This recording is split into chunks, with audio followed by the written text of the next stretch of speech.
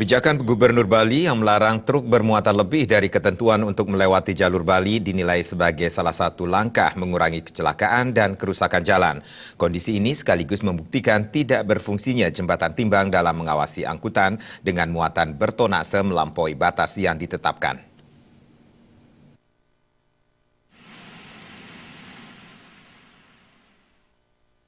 Mudahnya truk yang melebihi tonase masuk ke Bali tidak lepas dari tidak berfungsinya kinerja jembatan timbang.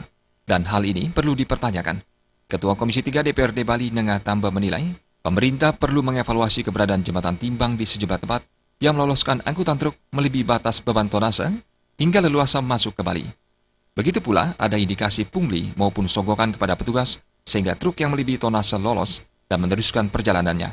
Selain mempercepat kerusakan jalan, hal yang tidak kalah penting untuk diperhatikan adalah keselamatan pengguna jalan.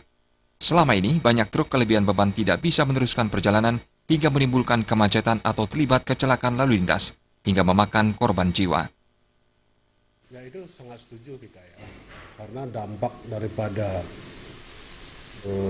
truk-truk yang kelebihan tonase itu bisa satu, kita kan jalan nomor 2 lah kita pikir ya, tetapi masalah keselamatan.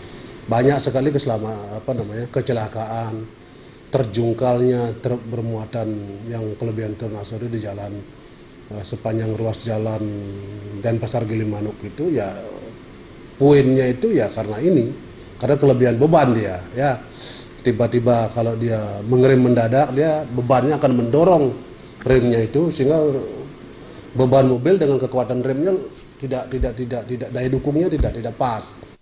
Selain pengawasan di jembatan timbang, pemerintah diharapkan membuat pelabuhan kargo di pintu masuk Bali. Dengan demikian, truk yang kelebihan beban dapat mendistribusikan barangnya ke truk-truk yang lebih kecil. Terima aja Bali.